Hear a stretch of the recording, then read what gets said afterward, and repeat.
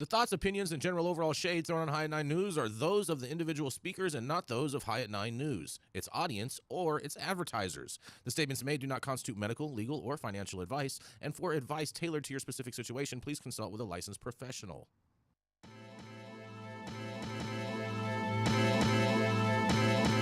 Welcome to the High at 9 News Hour, where you will hear from cannabis industry experts and professionals from around the country talk about important topics while shining light on global issues and discussing cannabis as it relates to politics, regulation and reform, data and technology, science, research and medicine, family and parenting, art, celebrities and entertainment, fitness, sports, mental health and wellness, and plant-based medicines and entheogens. Together, we are building a stronger community, fighting the stigma and creating change. With your hosts, Jason Beck and Rico Lamitte, joined by special industry expert correspondents from around the country, and daily antics brought to you by Cannabis. Coming to you live every Monday through Friday at 9 a.m. Pacific Time and high noon on the East Coast. And thank you all for getting high at 9 with us.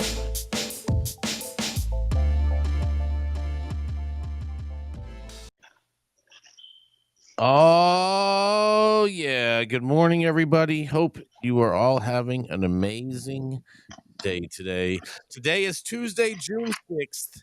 And today is, are you ready for this, Gretchen? Just as soon as I'm done with this, I need you to say Conrads. Today is Russian Language Day. Comrades. There we go. Thank you, Gretchen. It's also National Applesauce Cake Day. I've never even heard of that. What do you mean? Applesauce is a wonderful alternative for liquid, and so you don't have to use oils and butters and fats and baking products. Applesauce cake? Are you serious? It's a thing. Yes, you can put applesauce into anything. That's insane. Talk to all your little vegan pals. Great. She makes it for her dogs. She makes applesauce cakes for her dogs. It's also National Day of Sweden, National Yo-Yo Day for everyone out there in DC. It's also National Drive-In Movie Day, National Eyewear Day, because you know we keep our stunners on, and it's World Pest Day, as well as National Higher Education Day, D-Day, and National Gardening Exercise Day.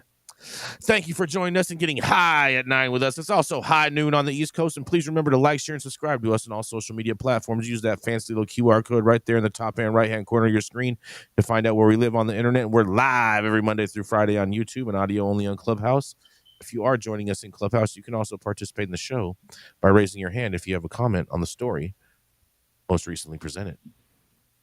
But without further ado, that's right, we have the dope dad himself who just sipped some water because you know they be thirsty out there in the streets of LA. Oh yeah. You got to be thirsty from all that backpedaling he does and all that. You know it, that's right. It's the dope dad himself, the caretaker. That's right. It's Rico Lamitte. Oh yeah. All right. I appreciate that, Jason. And I have a little bit of a doozy of a story for today. And a little doozy of a story, and it's going to be part one of this one because we're still awaiting information on what exactly is going on over at Skunk Media. What the hell is going on with Skunk? Skunk Global Media parent company, storied cannabis print publication, Skunk Magazine. They're going through it, y'all. Anyone following the OG namesake may have noticed some weirdness going on over the last, week or so. Specifically, there's a Benzinga story quoted, screenshotted, and linked to on Skunk co-owner and editor-in-chief Julie Chiarello's IG page. It's also mentioned on Skunk's Facebook page. There's no mention of it on Skunk's IG page, but there is a link to the article, and no mention of it on their LinkedIn or on their own website. Little background for those familiar with the name Skunk, unfamiliar with the name. Skunk Global Media is a social media platform for cannabis culture. It's over the years made valuable contributions to the global movement. They launched 17 years ago as Skunk Magazine, international cannabis publication, embraced a mission to educate the people on sustainable, organic cannabis growing practices with an all-star contributor team with some of the industry's top authors, growers, breeders, scientists, craft makers, you name it. Historically, in the print world in cannabis, you can't really come up with the top 5 in any era without mentioning High Times, obviously, and Skunk near the top there. Background and history of the brand team is all A1. But on May 24th, about a week and a half ago, a press release allegedly went out. You can't search for that press release. I can't find it anywhere, but it allegedly went out that caught company global fans off guard. And under a short caption reading, "The fired rogue board has erased the original post" on Julie Schiarello's IG page. She actually copied and pasted it. So it says press release for immediate release. The headline reading: "A majority of shareholders have terminated several board members of Skunk Global Media, the parent company of Skunk Magazine." And then it reads: "A majority of shareholders have removed multiple members of the board of directors of Skunk Global for jeopardizing the morale, culture, and reputation of the company and potentially defaulting on obligations the company has to various entities. The board, newly founded in March 2023, stopped payroll and ordered the magazine's editor-in-chief and president of the organization to cease bringing in revenue until an undetermined date, pending a reorganization of the company." And then it says, Skunk's co-owner and editor-in-chief, Julie Schiarello, is quoted in it, saying that these actions were necessary to maintain basic business functions and protect against a, quote, hostile and incompetent rogue board. We're going to come back to this board in a second here. All right, so it says the board members included several recent investors who were attempting to seize control of the 17-year company, jeopardizing long-term contractual agreements and established business relationships. Getting juicy. Vivian McPeak, Skunk Magazine managing editor, says that the work has continued on the print publication and website in spite of all payroll being stopped as soon as the new board was instituted. Quote, "My fellow staff members and I received no instruction or guidance on maintaining daily operations from the board members, with the exception of our editor-in-chief, Julie Schiarello." The presser ends by saying plans are underway for a new board to be created and for operations to resume so that previous commitments and obligations can be met. All right, so I can't find this press release anywhere, but she's like posting to it and it has like all this stuff in it. So on May 26th, Benzinga picked up the story. A headline from Javier Hasse read, "The power struggle within cannabis magazine publisher Skunk. Why are board members being terminated?" Then it says, "Turmoil ensued recently within the walls of Skunk Global Media, renowned name in the cannabis industry. As shareholders took unprecedented action, removing multiple members of the board of directors from their positions." And it goes on to list a lot of the things that were listed in the presser. It says the new board of directors established in March 2023 was accused of exhibiting radical behavior that threatened the company's stability. They stopped payroll and ordered the organization's president and editor-in-chief, again, to halt revenue generation until an unspecified date. So, Julie Schiarello here. Yeah, I'm not going to read everything in here because it just goes on. It's just like a lot of the stuff that's listed in the presser that I can't find anywhere, but Julie was linking to like on here.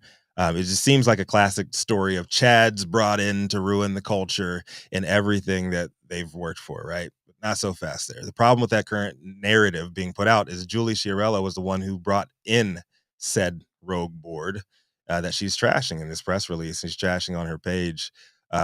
We reached out to the Skunk team and are waiting on further details. There's stuff that we can't talk about. Obviously, there's a legal involved here, but there is like a lot of stuff going on, and it's an obvious struggle from within at one of the industry's most storied brands here, and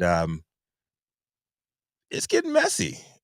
You know, we're in some unprecedented times here in the industry, and I hope that they make it through this. But if not, I mean, this is another storied legacy namesake that's about to go under, and it's just going down in public, and it does not look good at all. It doesn't make anybody look good on the team. From Julie, if anybody else knows what's going on, we'd love to hear your comments and thoughts on it. But we will be hearing from the Skunk team later on this week. Both the legacy team and the folks that are being attacked. So some shit's brewing. So I'm Rico Lamitte, dope as dad on the street. Love to hear what the rest of the team has to think about this one. I'm a little confused on all of this, personally. So she brought in a new board. Yep. Okay. And then now she's complaining about the new board, and that new board brought in sufficient amount of capital to revitalize the magazine. Am I correct on that? So it seems, according to what we're reading. Yes, according to what we're reading. She brought in the new board. They brought in capital, and they kicked her out. And then they booted Julie. If we're to believe what we're reading here, but she is alluding to a press release that nobody can find, and then the only one that's talking more about is Benzinga, and then social media. So, we reached out to Skunk this weekend, and Skunk said that they can't comment on anything right now, but the more information is going to be coming to light this week on it. So something stinking over at Skunk. Skunky behavior. Indeed, but it's really, really messy. I hope everything is okay over there. I hope they're able to pay their bills. The biggest part of this is it said that people have not been paid for months over there. I mean, and Skunk is a quarterly magazine. It comes out quarterly, so it's not like it comes out monthly. All right, there's only 4 editions each year of the magazine. Oh man. Either way, I don't care how often the thing comes out. Frankly, what do you care about, Gretchen? Let's hear about this. Well, I'm just saying, advertising dollars are drying up all over the place. I mean, it's not just cannabis that's going under. Print is not great anywhere. I think what's curious is they brought in new capital. And the board is they didn't fire everybody. They just kicked out one person. Generally, you do kick out the CEO when you're failing. When you only have 300 subscribers. I mean, I have more than 300 subscribers. What are they talking about? This is just insane. She should be fired. Why is oh no?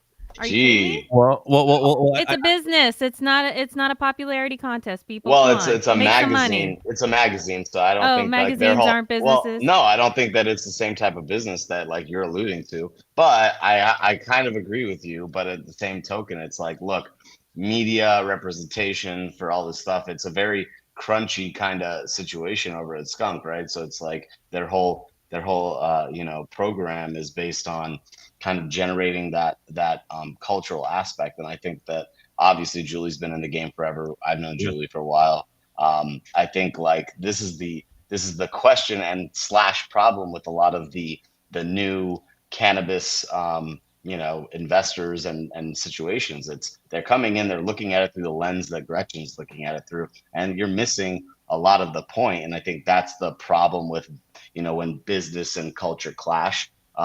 It's not that there's a right or wrong. I think Gretchen, you're right. I also think that that probably isn't their bottom. They're not a company that's oh, it's our bottom line and we have to do this. It's more hey, how do we get the cultural aspect reincorporated here? How do we go to those legacy people? How do we touch them? How do we spotlight them? How do we do that? Which inevitably, obviously, you have to have money to run a business. So that's why I agree with you, Gretchen. But I think that there's always this surreptitious kind of attitude toward what these investors are coming in here for. Is it those investors seeing the cannabis industry is this pie in the sky thing still, and they think that they're gonna invest in an organization, and tomorrow it's gonna be the New Yorker magazine? I don't know, but what I know is there's a long road ahead, and the information is gonna keep coming out. So I'm looking forward to it. I mean, it's stinking to high heaven right now. I think if you compare this to say High Times, which again is a OG mag that's been around forever, wants to try and keep the culture. They did bring in guys from, I forget where he was, Cerium. They had Sony in there. They had folks in there 4 or 5 CEOs ago when they first tried to turn the corner, and it didn't.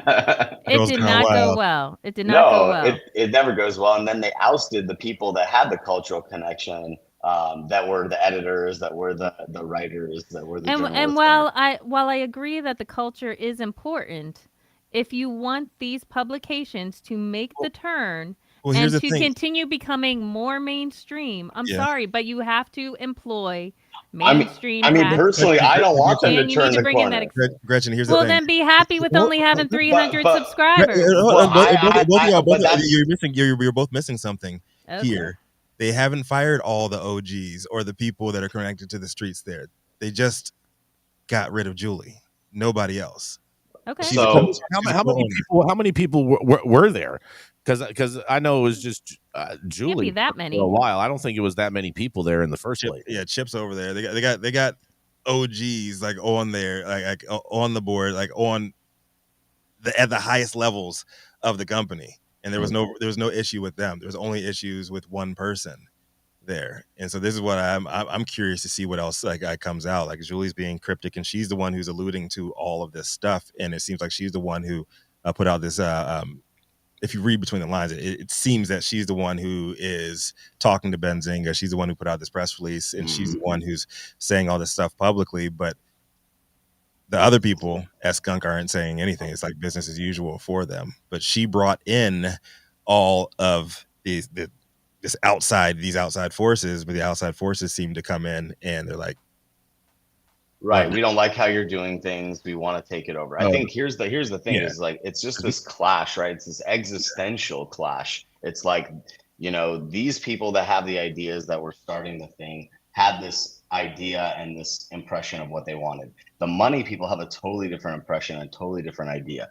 That comes to a head at some point. I think that's what we're seeing now. It's like, this is just typical for what it is. This is the sad part about cannabis and about some of this legacy stuff, but it's like, it wasn't, but the thing is, it wasn't taken over by Chads is what I'm saying. I mean, Chads or whatever, it's investors or investors. Yeah. Like if you just read her Rico, story, who are the folks? Who are the folks she brought in that you say aren't we're Chads? going to be able to find out later on this week. There's certain stuff I can't say. They're going to be saying some stuff publicly this week, and we're going to be able to talk further on it. But there's a public narrative being painted that it was taken over by a bunch of Chads and like all that. That did not happen. These are actually. How do you know? Well, at the same time, Julie's the one that brought all these people in, and so she was always against having Chads. And one other note on that, Doff in the Clubhouse audience, he's saying that one of Julie's responses on her Facebook page, in quotes, say, "They may still succeed in taking it, my dear." What are you talking about? Apparently, they're talking about them taking the company. I would imagine that's the reference that I input from that thing. And on that note, we do want to thank Anna Lewis for her super chat, because she probably has one of the best chats going on today. She says, "That's why I listen to High at 9 News for all of my cannabis news." Oh, yeah, Anna, yes, indeed. I think we need a lot more details than more details are coming out, and we're going to be speaking with them like later on this week. But it's being painted that they're being taken over by a bunch of Chads, and like all this Chads and Brads and Karens are coming in there, and apparently like that is not what's going on. So there's big trouble brewing there, and stay tuned. There's gonna be part 2, maybe a part 3 of this one. Series going on over here today. Bottom line, if you're bringing in investors, be careful and watch what you sign and watch what kind of control you have and they have over you. Period. So, good luck I would like to say, I love how, we always think the culture is number one, but if you want to be in business, come on. I have met many in the culture who just like to put their head in the sand and culture. And that's not how you grow. That's not how you become mainstream. That's not how you scale a business. That's right. And frankly, people need to start taking a look at what they're doing. Culture needs to adapt to business. I mean, I think that I'm not opposed to culture. I think they can work together. And too many times, and I see this in government also, culture is just, this is the way it's always been. This is what we're going to do. What's wrong and what's right and blah, blah. I'm like, fuck that. That's not what actually gets shit done. I'm sick and tired of that bullshit. Would you call yourself a culture vulture? No. Oh man, we're going to go to a commercial on that. We'll be right back. That's so funny. Stretch and Smoke, Vortex, Tuesdays. Let's get it. Smoky Vanilla 1 Stretch and Smoke. You can follow me on Twitter at Smoky Vanilla, on Instagram, Smoky Vanilla 1 Stretch and Smoke, Sports Recovery by Dan and Jam, and on Social Club Stretch and Smoke. Let's go.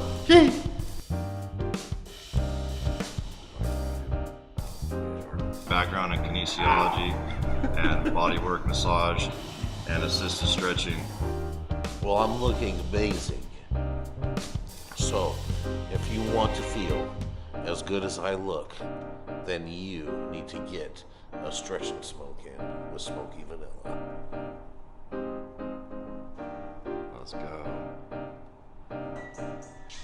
Maybe they're calling because they want a Stretch and Smoke with That's right, Smoky baby. Vanilla. Let's go.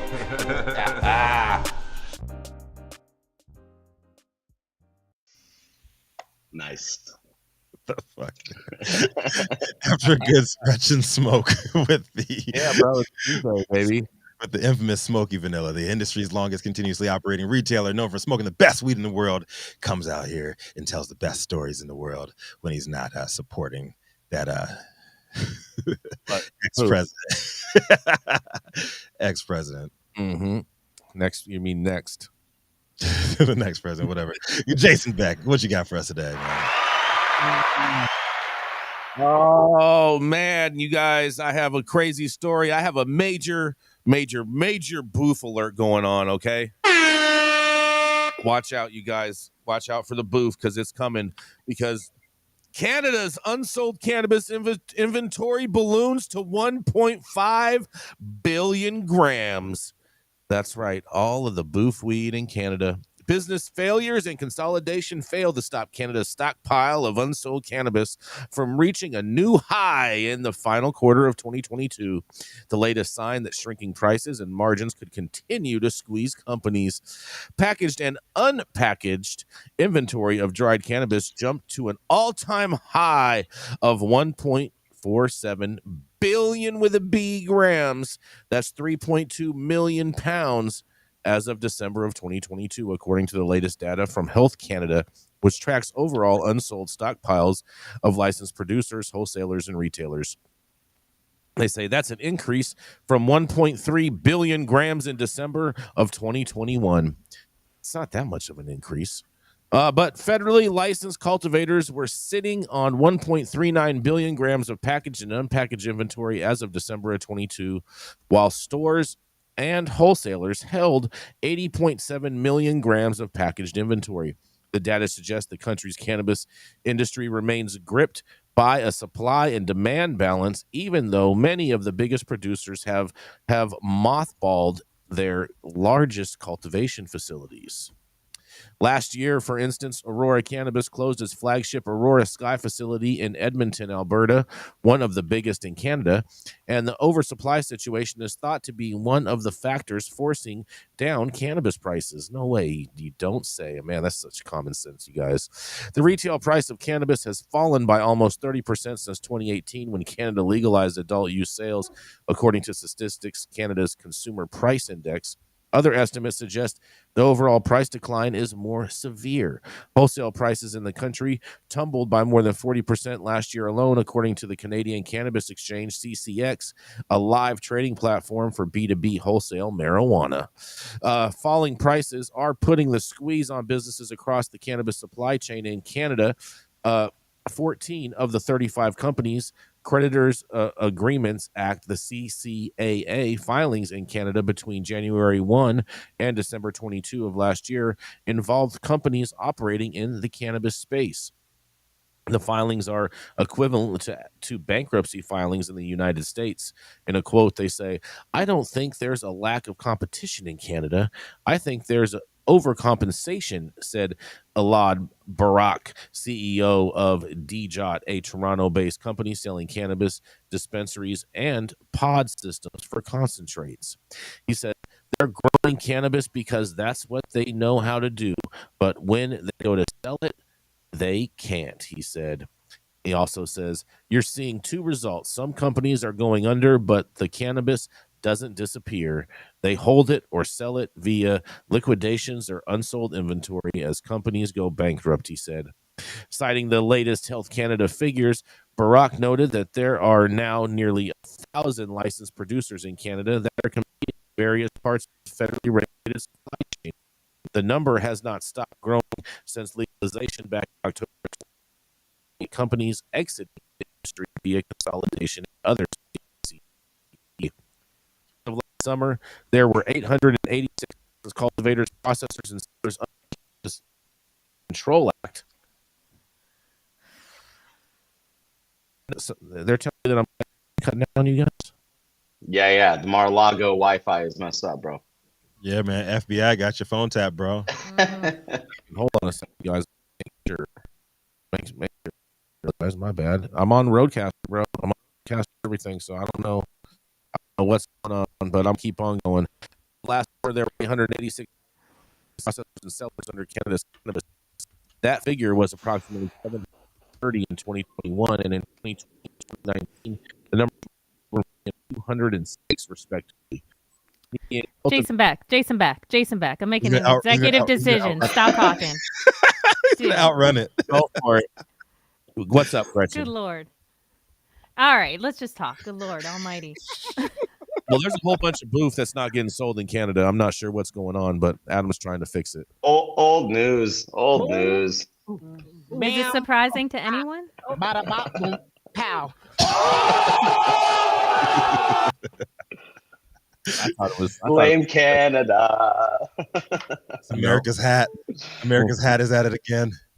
I was thinking Canada probably just needs some burner distros, and they could probably get rid of all this stuff.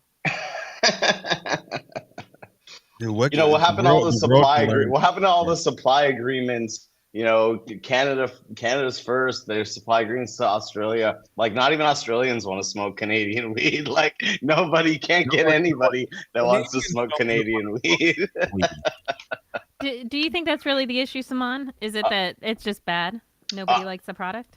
I mean, Gretchen, again, this is just something that you don't know because you don't smoke weed. But like, I would love for you to educate me, please.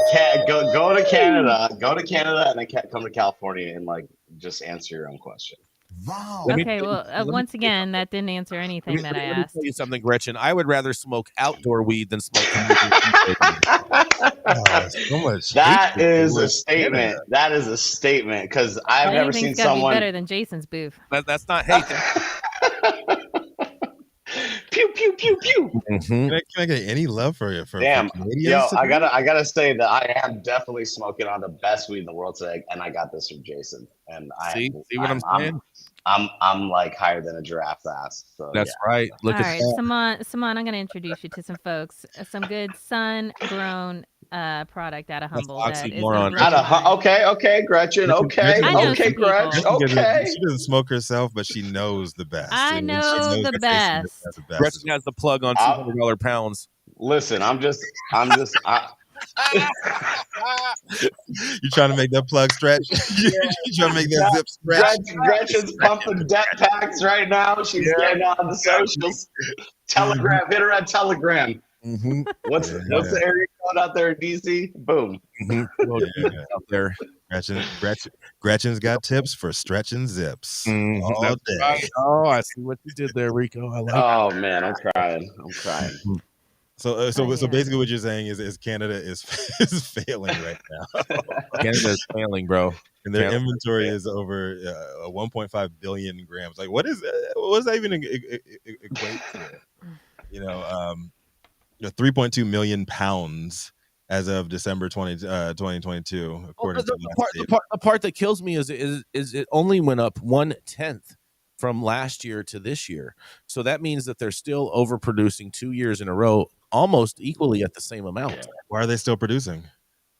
I mean, because the government controls it. So, they're subsidized. They get some type of government subsidy for still. Oh yeah, definitely. And they're the ones that they basically have to grow it, and then they let the mailman take it. Yeah. And then wasn't they there also have exports? Yeah, that's what I was gonna say. But obviously their exports aren't it's not happening for their exports. Colombia getting their lunch on exports. Yeah, well, they got the trade routes down, man. They got the trade routes. Yeah, they don't got no trade routes. Look they got that oversupply, and that's just sitting around. You know what it reminds me of? It reminds me of New York. Well, All the growers out there. Well, like was it Aurora, Canopy, and a couple of other, and Tilray? They all have established U.S. Footprint now, and they're like, okay, we can't sell shit in Canada. We're gonna come over and take over all your shit, America, because you're in worse shape than us. Yeah, I mean, and one day there will be an international trade agreement with Canada to import their boofy weed. So Jason will be smoking on the finest of Canadian buds. Never. There's no such thing as oxymoron. Oxymoron. Yeah. This is Canadians continue to go down the tubes. Yeah, sorry, I don't know what was going on. Did you find out what was going on with your audio, Jason? I have no clue. You know what? I think it's just I'm blaming it on Hunter Biden. I thought he was. I thought he was a patriot now, and the last bastion of hope for us. That's just on one single issue, though. Jason is hilarious. That's just one single issue. Gretchen, do you want to go next? Or you want us to go to a commercial, Gretchen? What do you want? Well, come to me because we know I'm the only one people actually want to hear from. So Gretchen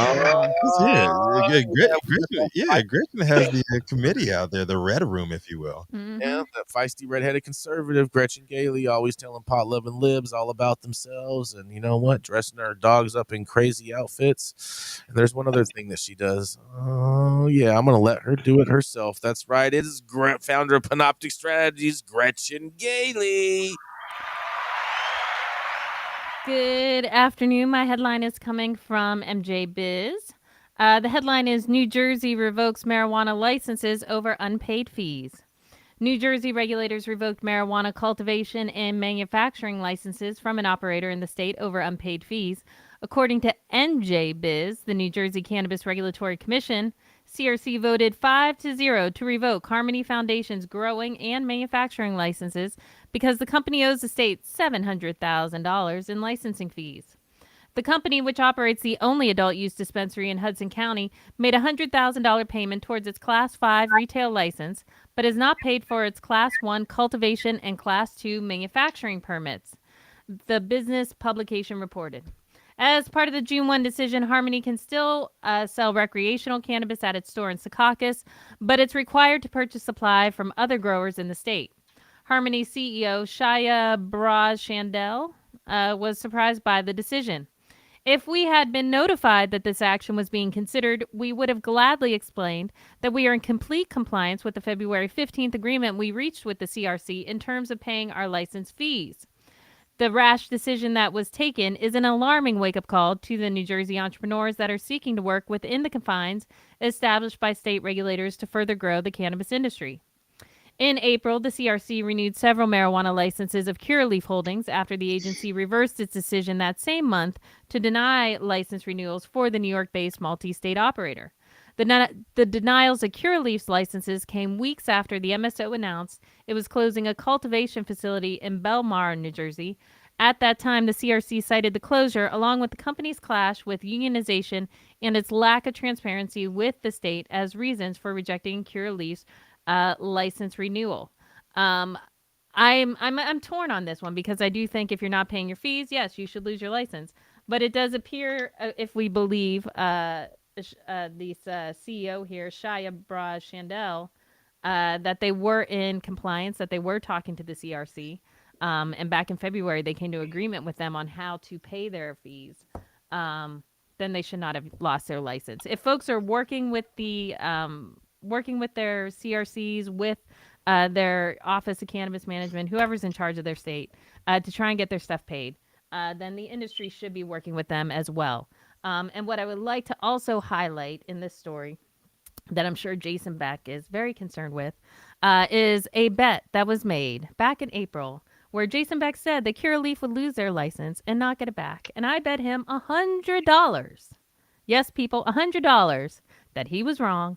Curaleaf would retain their license and would be doing just fine in New Jersey. And once again, Gretchen Gailey was correct. Jason Beck, pay up. This is Gretchen for High at 9 News. Curaleaf, too big to fail. Where's my money, Jason? Definitely too big to fail. Definitely too big to fail. Rewind that tape. we gave you. I mean, the reality is like they shouldn't be penalizing anybody. I mean, there's no weed in Jersey, like legal weed. Like they're selling shake on the shelves of these dispensaries because they don't have enough weed. So, they should just be working with people to get them open. They should really there should be more help instead of more roadblocks.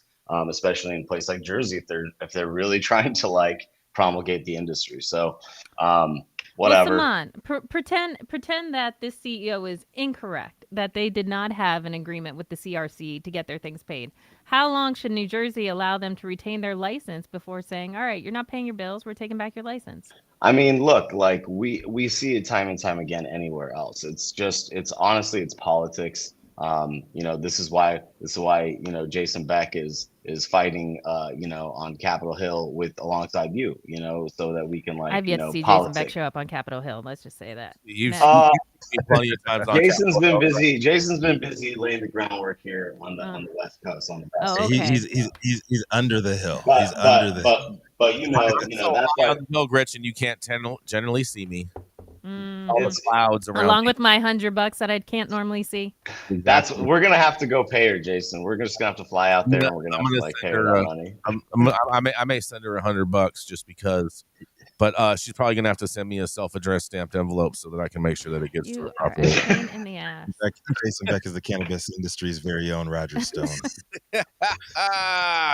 Yeah, well, but let's see. I mean, but it's there's still about, I don't know, like only 30% of the license holders that are operational in Jersey of the total license holders. So that's a very those are bad statistics for an industry. So let's help the little guys then. If you want to penalize, I'm all about that. But like let's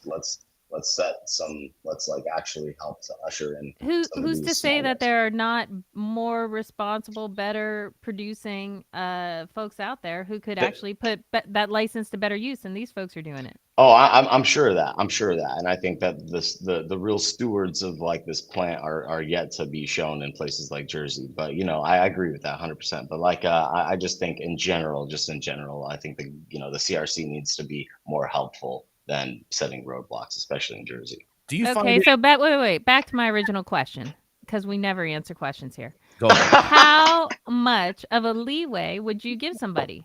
How big do you let their fines accrue before you say, all right, enough's enough? How big are the We got fines? the tape here. Right now they're at 700,000. They're at 700,000.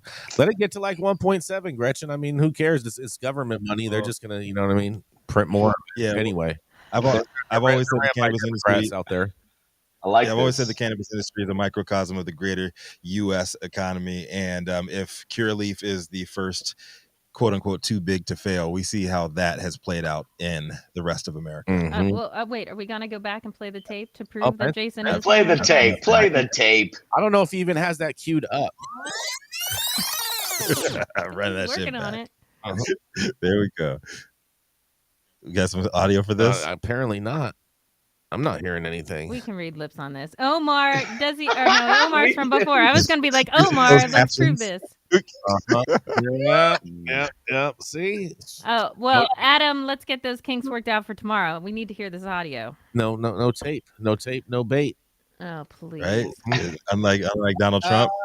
I would like to go to our ardent listeners out there, our favorite trolls. Does anyone else remember this bet? If you did, please raise your hand. Ben says yes. Ben. They did an about New Jersey did an about face on this shit like 3 days later. Yeah. They did. And I have not posted since. About that Curaleaf ban. Yeah, we're good. You can keep that. We're gonna lose all these jobs. They protest. They did a march. We noticed we had a strange wire transaction come in from a Russian oligarch, and all of a sudden the license is valid again. I don't care who paid the bill. That's basically what happened. You still owe me $100. $100. I may owe you $100. That's all right. I'm gonna have to get it from the Russians now. Well, you also owe me $100 from before. Yeah, Gretchen, that's another political problem. No, they don't care who pays the bill either. Yep, exactly. Either way. Right. You owe me money, Who's gonna Jason audit? Beck. Who's gonna audit the auditors? Yeah, that's right. That's right, man. But this industry, I understand the struggles with how much all this costs, and it's exorbitant fees across the board, and it's ridiculous. No other industry pays what this industry pays to do business. Exactly. Exactly. I mean, But this is- it's nuts, but it doesn't mean that we just get to say screw it, we're not paying our bills. You just Yeah, can't do that. But this is what happens when you have an imbalance of power, and you have like one big operator who can do bad left and right. But you know what? They employ X amount of people, so you can't really say anything bad. I love about how billionaires like don't have to pay their bills, and it's like okay, like Elon Musk, like I saw this article Yeah, that he's bills like, in their name. you know, he's not paying the Twitter buildings like Stop it. lease anymore. That's Hilarious. That's a strategic business plan. I'm actually. It's a strategic business plan not to pay your taxes too. I'm for that. I'm for that.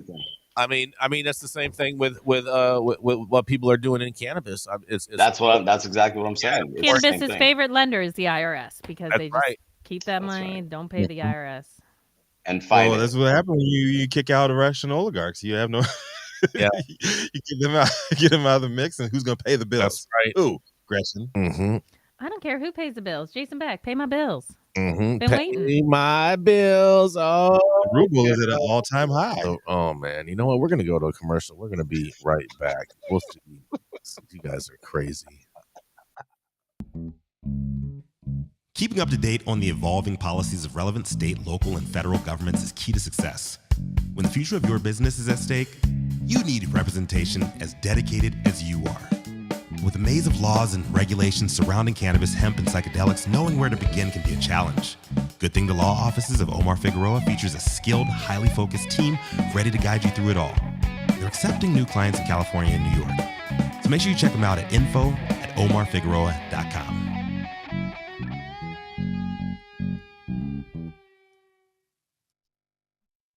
Oh yeah, stop whatever you're doing. Make sure you head over to our website, www.highat9news. Make sure you sign up for our website as well. You will get an email, and you must hit the confirmation of your subscription in order to actually be subscribed. You can also check out our amazing merch that's over there to help support the show, as well as whatever you're doing. Make sure you hit that like button and hit that subscribe button if you haven't already.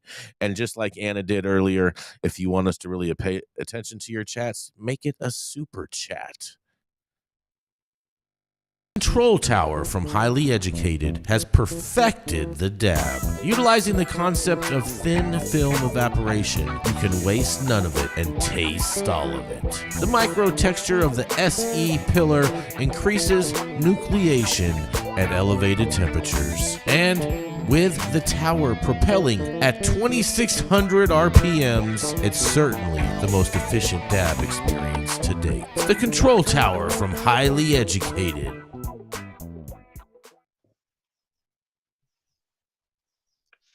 Up next, he is a patient advocate, 15-year regulated market industry vet who's worked across the U.S. from Colorado, California, Florida, Massachusetts, and New Jersey. And today, with nobody in the office to pass, he is higher than a giraffe's ass. Come to the stage next. You know who it is, Saman Razani. Thank you. We're getting crazy today. That's why everyone needs to show up for these, or else we run wild, and we're a pretty wild bunch. But no, today we have some great news from the middle of the country in Arkansas. Medical marijuana sales on track to top 2022. From MJ Biz, medical marijuana dispensaries in Arkansas will likely beat the sales they recorded in 2022, a state spokesperson said. After selling $23.9 million in medical marijuana product in April, licensed dispensaries in Arkansas have sold $94 million so far this year, according to a news release from the State Department of Finance and Administration, the DFA. Licensed stores sold $94 million in product for the same time period last year. On average, patients are spending $787,000 a day at the state's 38 dispensaries, DFA spokesperson Scott Hardin said in a statement. If this continues, 2023 sales will surpass the $276 million spent in 2022. The DFA release highlighted some of the state's medical marijuana sales, including dispensaries sold a total of 5,000 pounds of medical marijuana. Suite 443, a dispensary in Holt Springs, sold the most medical marijuana in April, 537 pounds in a month. There are 94,000 active medical marijuana patient cards. I'm sorry, let me be specific. 94,282 active medical marijuana patient cards, according to the Arkansas Department of Health. And that's the news. So what do you guys think of that? Arkansas, 5 cases, Jason. 5 cases, Jason. That's what they call him. This is a small story. 5 case Jace.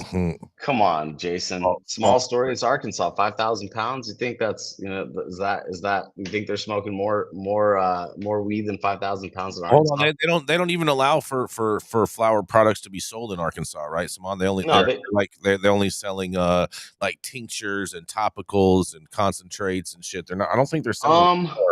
I think they're selling weed there. Little Rock, gang banging. Well, yeah, in Little Rock, they're definitely selling flower in Little Rock. I think we need to get some information on this. I don't want to sound out of pocket, I think they do sell weed there. I think you need to do some Googling, Saman. I think I need to hit up one of the guys that built one of the first grows there and ask him if they're selling weed there, and he'll tell me. I'm willing to bet you'll get a faster response from Google than whoever you're texting. Yep. See. I rest my Really? You think so? I'll put money on it. Okay, let's see. That $100 I guess I'm supposed to send to Gretchen. He won't pay you, but he'll put money on it. I'm not going to have to because he's going to have to pay, and I'm just going to tell him to send it to you because you'll probably get it faster that way. Then you won't have to send me a self-addressed stamped envelope. See? Certified. Yeah, I want to make sure that it gets to the right place. I don't. You can sell dry flower, Jason. So now you owe me $100 and you owe Gretchen $100. Yeah, we never betted, Sam. That's cute. Yeah, they sell dry flower there. So they do sell dry flower. That's confirmed. It's confirmed. And confirms you owe more money. And you can have up to 2 ounces. And they have only if you're a patient. They have under 30,000 patients in the entire state. 94,000 patients. So just under 100,000 patients. 92,000 something. Okay. Yeah. 90,000 patients. And they sold 5,000 pounds of weed. And he texts back before the Google response, FYI. So there you go. That lets you tell it. You could have typed faster. That was a fraudulent. The Relief Center apparently says is the highest grossing dispo in the state. Well, they're providing so much relief. Apparently, there you go from the horse's mouth. But I just think it's funny. I think it's kind of cheeky because it's 5,000 pounds while you have Oklahoma, the neighboring state, growing like the most cannabis like known to man in the country. I mean, why are we hating on how much Arkansas is selling? Bless their hearts. Good for them. Because they need to. Because it's like they like it's probably still difficult to get a medical card in a place like Gretchen, Arkansas. Because aren't they brand new? Didn't they just legalize like a year ago? They're brand new. They're brand new state in my mind. Gretchen, it wasn't last year. What do you think Tom Cotton thinks about this? Him being a senator from Arkansas. I think he doesn't care, doesn't know, not paying attention. He hates weed. Huh? He hates weed. So what? Just saying. It's a state issue, not a federal issue for him. Yeah, but it's the state he represents. It's his turf. I understand that. I'm telling you what lawmakers in Washington often say. It's a state issue. What do you think the governor thinks about this? Racists. Stop it, Rico. You're perpetuating ridiculousness. Where did states' issues come from in the first place? Oh my God, let's not even begin here. Here we go. You know what? From the Articles of the Confederation, that's where they came from. We're gonna. You want to get into the Articles of the Confederation? There Let's it do is. Oy, that's not what you think. We're gonna go to a commercial. We're gonna be right back. How's it going, guys? Saman Razani coming to you from Green Street here with Jason Beck, smoking on the best weed in the world. Did you know that we have an audio-only version of our podcast available on Apple, Google, Amazon, iHeartRadio, and Spotify? Tune in now and check it out.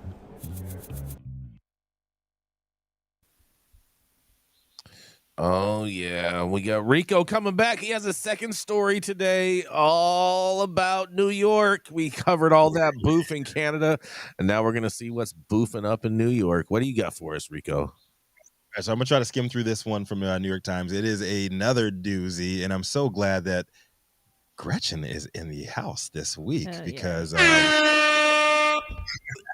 it touches on a story that I talked about last week that she wasn't here to defend her homegirl, Kathy Hochul, on. So I'm going to bust through it real quick so we can get to the main points, and then I want to hear some feedback from everybody. So it's titled Roadblocks and Red Tape, New York's Cannabis Effort is at a Crossroad. When New York State began laying the groundwork for the recreational cannabis industry last year, officials cast atoning for the harm done by the war on drugs as a cornerstone for its ambitious plan. But the Empire State's efforts appear to be floundering. Although Governor Kathy Hochul suggested last fall that more than 100 dispensaries would be operating by this summer, only 12 have opened since they started in November. The piece touches on the letter that I referenced last week to regulators and the governor's office sent by a coalition of dozens of prospective dispensary operators that describe being blocked by the state from selecting their own storefront locations. The outcry drew support from cannabis farmers, processors, and others with a stake in the recreational cannabis industry who said that the vision of a cannabis market that uses the licensing process to right old wrongs and promote small businesses is still far from being realized. The delays in opening the state's first legal recreational cannabis dispensary have reverberated throughout the entire supply chain, and now they have a year-old product that they can't compete with anything else coming through on the streets.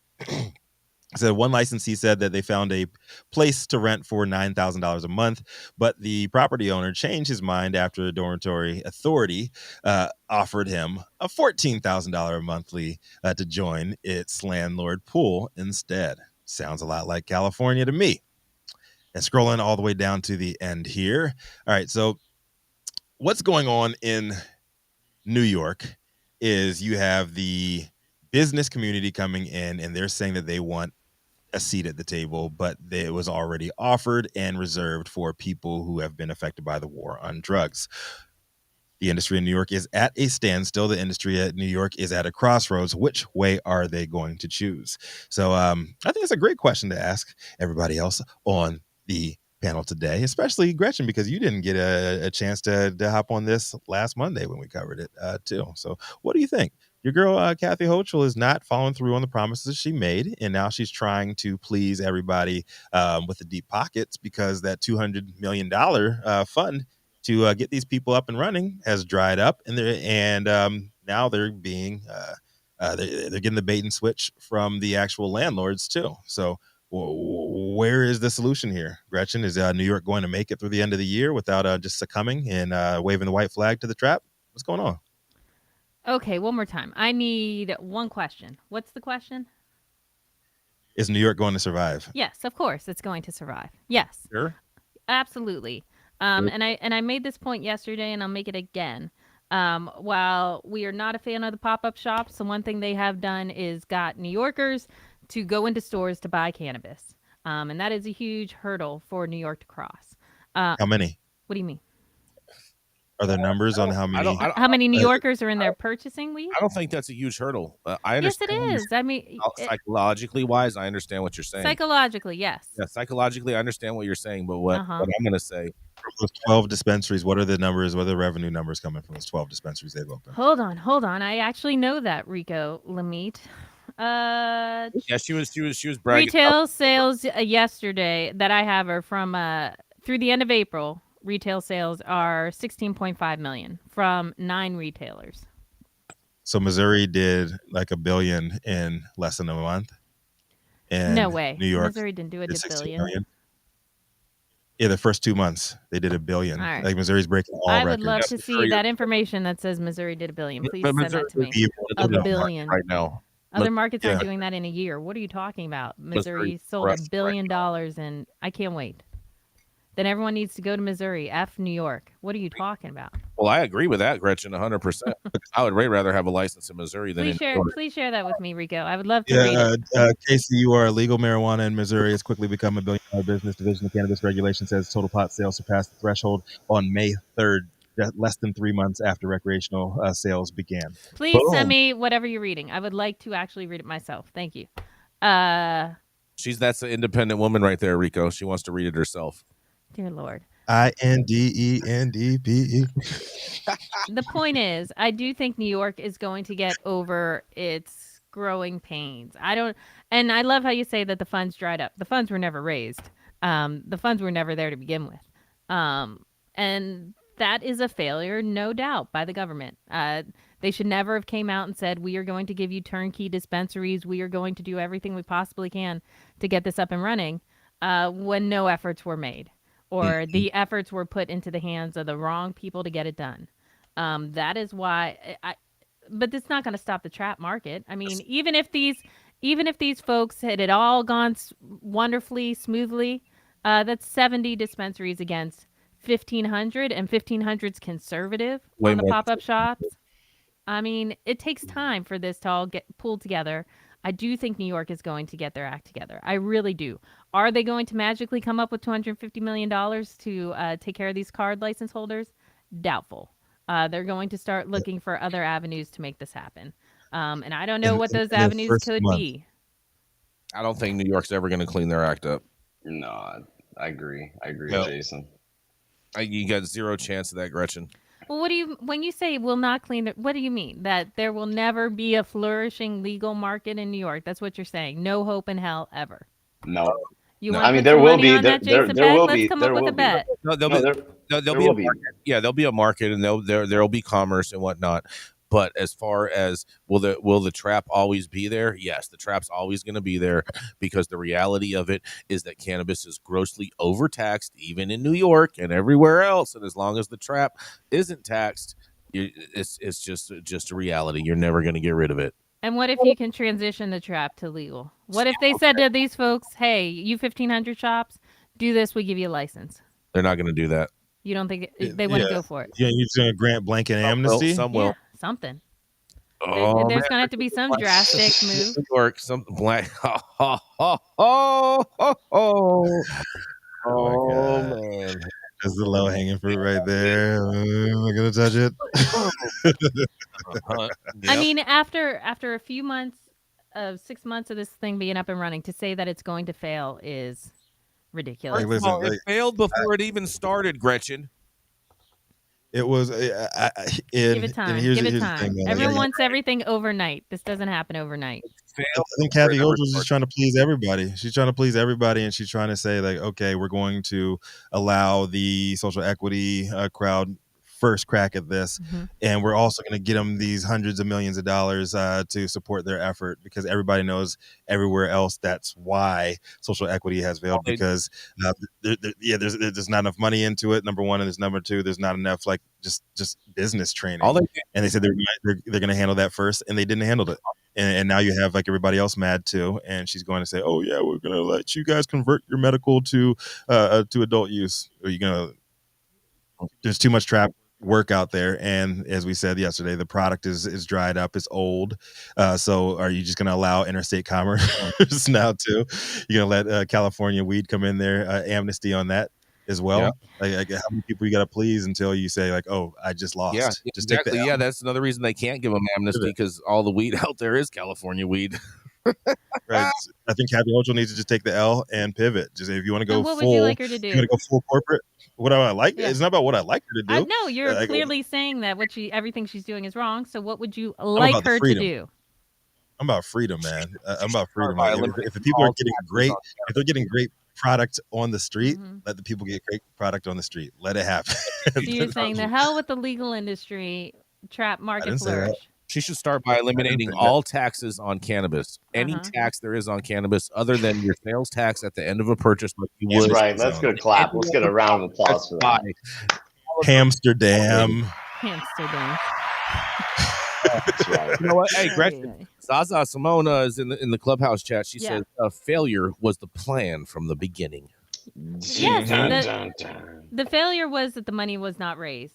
If the money had been raised, it would have worked. But they've also said that. Hold on, they've also set themselves up with Dasney, who is just. I'm sorry to say, and regulators won't say it, but Dasney is screwing people left and right. And the governor does not want to deal with that whatsoever. No. So I mean, honestly, I believe the governor would rather this fail than dump on Dasney. So I'm wondering, is the whole photo op situation that Kathy Hochul did at the end of last year, is that going to be her Donald Trump holding up the Holy Bible in front of the riot? Is that her moment? Is that Next. Jesus, Rico. Stop it. Next. Stop it. You know what? Is today over yet? Jason Beck, where's my money? Victory achieved? Is that her George W. Bush victory achieved moment? The photo op in front of that picture. Is that Kathy Hochul's moment there? I don't know, man. I'm just saying, like, the trap always wins, and their approach to this whole thing was flawed from the beginning. And I think she needs to choose one way or the other. Go hard on the social equity crowd, like she said that she would do, and do a wide public audit of what happened to that $150 million that just poof, 250. Wow.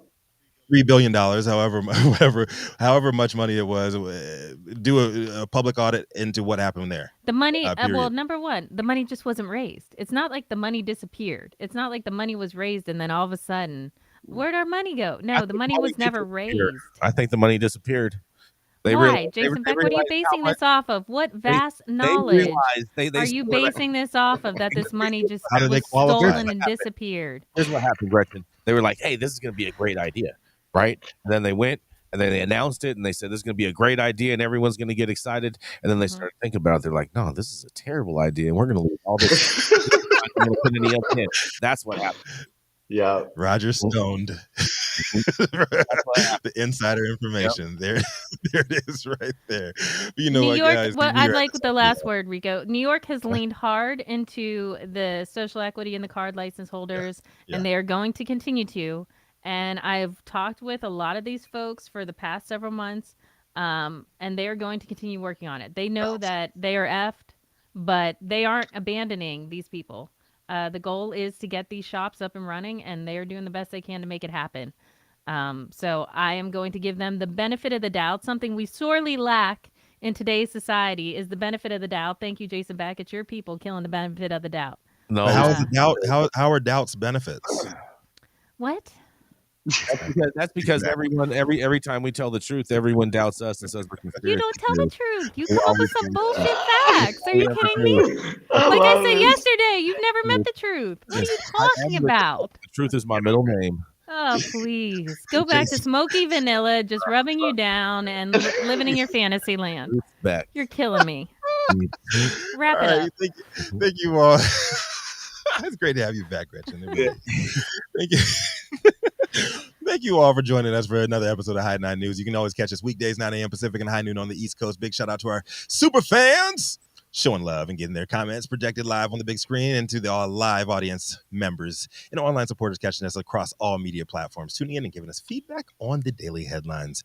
To our vetted correspondent team tuning in from all over, bringing us much needed variety of perspective and your respected opinions to the table. Our production team, Cloud Media Partners, House of Fuego, The Vortex, 91 Club, and all of our sponsors helping us keep the lights on and keeping our AV struggles to a minimum.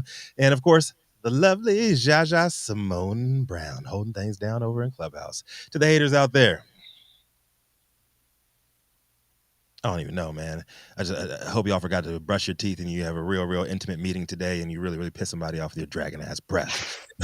Always. Cannabis Sativa L, the reason the High 9 News team shows up every single day. Thank you as well. It is Tuesday, June 6th, 2023. The show is over. You've all been blessed with the top industry headlines. Hope it was enough for you to put in your pipe and to smoke at least until tomorrow. Right back, bouncing right back to you. Gretchen, what you got for us? Take us out today. It's so good to have you back. You seem so disgruntled. I am disgruntled. Give peace a chance. Give hope a chance, people. It's coming. Hope. Be optimistic.